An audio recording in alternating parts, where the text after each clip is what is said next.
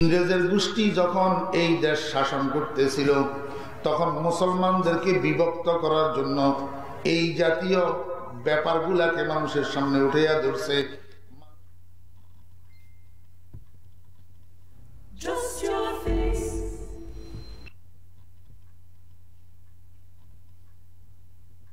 ব্যাপারগুলাকে মানুষের সামনে উঠাইয়া ধরছে মানুষকে ভাগ করে দেওয়ার জন্য। আমরা ইংরেজের ষড়যন্ত্রের শিকার হইয়া ঠিকই আজকে ভাগ হইয়া গেছি, কিন্তু আমরা আসলে মুসলমান। আমার ভাইয়েরা, দোস্ত আহবাব, কতগুলা জিনিস আছে আমরা বুঝিও না বুঝার ভান করি, আর কতগুলা মানুষ আছে আসলে বুঝি না। একটা উদাহরণ স্বরূপ আমি আপনাদেরকে বুঝাই। ঈদে মিলাদুন নবীর তারিখ যেহেতু আজকে রবিউল আউয়াল মাসের 12 তারিখ, এবং নবীজির সুন্নত মুসলমানদের সামনে যখন যেই মৌসুম আসে ওই মৌসুমের উপরে আলোচনা করা, ওই মৌসুমের ব্যাপারে আমল মুসলমানদেরকে বুঝাই দেওয়া নবীজির সুন্নত। সেই সুন্নত আদায়ের নিয়তে আমি ঈদে মিলাদুন নবী নিয়ে আলোচনা করাকে আমি জরুরত মনে করতেছি। আমার ভাইয়েরা, দোস্ত আহবাব, আগে শব্দের অর্থ বুঝেন। ঈদ শব্দের অর্থ হলো আনন্দ, মিলাদ শব্দের অর্থ হলো জন্ম, নবী শব্দের অর্থ হলো নবীজি। ঈদে মিলাদুন নবী, নবীজির জন্মের আনন্দ, নবীজির জন্মের আনন্দ। আমার প্রথম কথা হলো জন্ম তারিখ যেটা, ওয়াফাত তারিখও সেটা। তাহলে সেই দিন নবীজির জন্মের আনন্দ কোনো অবস্থায় পালন করা যায় না। যদি পালন করতে হয় তাহলে নবীজির বিদায়ের বেদনা পালন করতে হবে। কারণ দুনিয়ার রেওয়াজ আমরা দেখতেছি, মরণের বেদনায় জন্মের আনন্দটাকে ডাকনা দিয়া দে। নম্বর 2, ও ভাইরা, আমি আমি আমি ফরিদুদ্দিন, যদি আমারে কেউ যদি মিথ্যা অপবাদ দেন তো কিয়ামতের ময়দানে আল্লাহ পাকের আদালত আপনার জন্য আছে, আমার জন্য আছে, সেখানে ফয়সালা হবে ইনশাআল্লাহ। আমি মিলাদের পক্ষে, তো আমি মিলাদের পক্ষে। কোন গাতাই কয় আমি মিলাদ বিরোধী? আমি তো মিলাদের পক্ষে। আমার ভাইয়েরা, দোস্ত আহবাব, মাহফিলে মিলাদুন নবী, নবীর জন্মের মাহফিল, অনুবাদ ঠিক আছে না নাই? জি। তো নবীর জন্মের মাহফিল, এই কথাটার অর্থ কি আপনারা আমারে বুঝাই দেন। এই কথাটার অর্থ কি? যেই মাহফিলের মধ্যে নবী উনার আম্মা জানের গর্ভের থেকে আবার জন্মগ্রহণ করবে, সেই মাহফিল। জি। তো নবীর জন্মের মাহফিল অর্থ কি? অর্থাৎ ওই মাহফিল যেই মাহফিলের মধ্যে নবীজির জন্মের বৃত্তান্ত আলোচনা করা হবে। কি করা হবে? আলোচনা করা হবে। কারণ মিলাদুন নবী এটা আলোচনা করার জিনিস, পালন করার জিনিস না। সিরাতুন নবী পালন করার জিনিস, শুধু আলোচনা যথেষ্ট না। আমার শব্দ আপনাদের মনে থাকবে। মিলাদুন নবী এটা আলোচনা করার জিনিস, পালন করার জিনিস না। সিরাতুন নবী পালন করার জিনিস, শুধু আলোচনা যথেষ্ট না। মনে থাকবে? আমার ভাইয়েরা, দোস্ত আহবাব, মোবাইল যদি থাকে পকেটে, আমার আজকের কথাগুলো একটু রেকর্ড করেন। যদি ভুলে যান পরে আবার রিপিট করি করি শুনি, মনে রাখতে পারবেন, খেয়াল করতে পারবেন। আমার ভাইয়েরা, মিলাদুন নবী পালন করার জিনিস না। পালন করা মানে বাস্তবে পরিণত করা। যদি নবীর জন্মকে আপনি বাস্তবে পরিণত করতে চান, তাহলে আমি আমার মায়ের উদরে আবার প্রবেশ করি, আবার নবীজি যেভাবে জন্মগ্রহণ করছেন সেভাবে জন্মগ্রহণ করতে হবে, তবেই যাইয়া মিলাদুন নবী পালন হবে। এটা কি কিয়ামত পর্যন্ত সম্ভব? আমার ভাইয়েরা, দোস্ত আহবাব, তাহলে কি করতে হবে? নবীজির মিলাদকে আলোচনা করতে হবে। কেন আলোচনা করা যাবে? ইনদা যিকরিস সালিহিনা তাতানাজ্জালুর রাহমা, ইনদা যিকরিস সালিহিনা তাতানাজ্জালুর রাহমা। নেককারদের আলোচনা হইলে সেই জায়গায় আল্লাহর রহমত নাজিল হয়। দুনিয়ার সমস্ত নেককারদের সরদার মুহাম্মদুর রাসূলুল্লাহ সাল্লাল্লাহু আলাইহি ওয়াসাল্লামের আলোচনা যেখানে হবে সেখানে আমরা আশাবাদী আল্লাহর রহমত নাজিল হবে, আমরা রহমতের বাগী হব।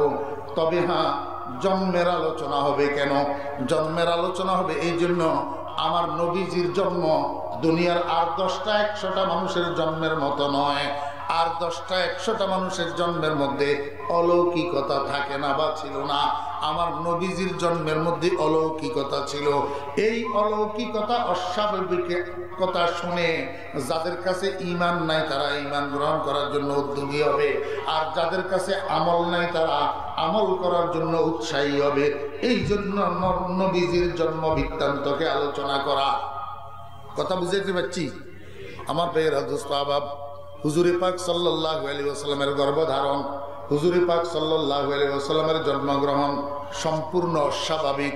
তার প্রমাণ রাসূল আকরাম সাল্লাল্লাহু আলাইহি ওয়াসাল্লামের দুনিয়াতে ভূমিষ্ঠ হওয়ার পরে হুজুরে পাক সাল্লাল্লাহু আলাইহি ওয়াসাল্লামের আম্মা খাজা আমেনা অন্য মহিলাদের সাথে আলোচনা করছেন, হে মহিলারা, তোমাদের সন্তান গর্ভে থাকা অবস্থায় তোমাদের অবস্থা ব্যতিক্রম হইয়া যায়, তোমাদের কাছে কষ্ট কষ্ট লাগে, ওজন ওজন লাগে, তোমাদের কাছে খাওয়া দাওয়া ভালো লাগে না, বুক পিপাসা লাগে না, তোমাদের কাছে বমি বমি ভাব লাগে, তোমাদের কাছে কষ্ট কষ্ট মনে হয়।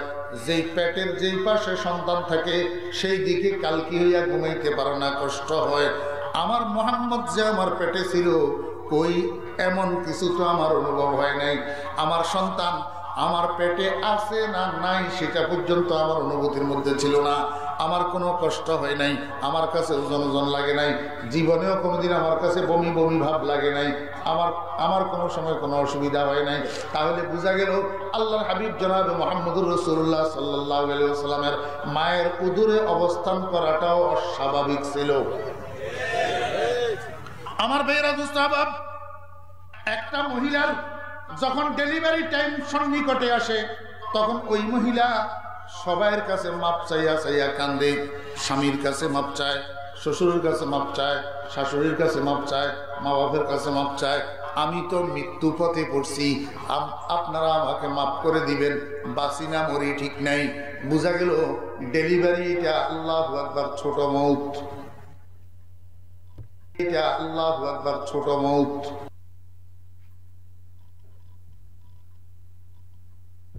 ডেলিভারি এটা কি মিনি মউত? তো মৃত্যু পথের থেকে উঠে আসার মতো। তো আমার ভাইয়েরা, দোস্ত আহবাব, একটা মহিলার ডেলিভারির যে ব্যথা, ডেলিভারির যে যন্ত্রণা, এটা একজন মা ছাড়া দুনিয়ার আর কেউ বুঝবে না। কিন্তু রাসূল আকরাম সাল্লাল্লাহু আলাইহি ওয়াসাল্লামের আম্মা জান বলেন, হে দুনিয়ার মানুষেরা, আমার মুহাম্মদ যে আমার সাল্লাল্লাহু আলাইহি ওয়াসাল্লাম আমার পেটের থেকে ভূমিষ্ঠ হয়েছে, আমি বলতে পারি না, আমার খবর নাই। কষ্ট কাকে বলে, ব্যথা কাকে বলে আমি দেখি নাই। আল্লাহু আকবার। তাহলে বলেন হুজুরে পাক সাল্লাল্লাহু আলাইহি ওয়াসাল্লামের ভূমিষ্ঠ হওয়াটা অস্বাভাবিক, অলৌকিক কিনা? ঠিক তদ্রুপ এরকম অনেক অলৌকিকতা আছে রাসূল আকরাম সাল্লাল্লাহু আলাইহি ওয়াসাল্লামের জন্ম বৃত্তান্তের মধ্যে।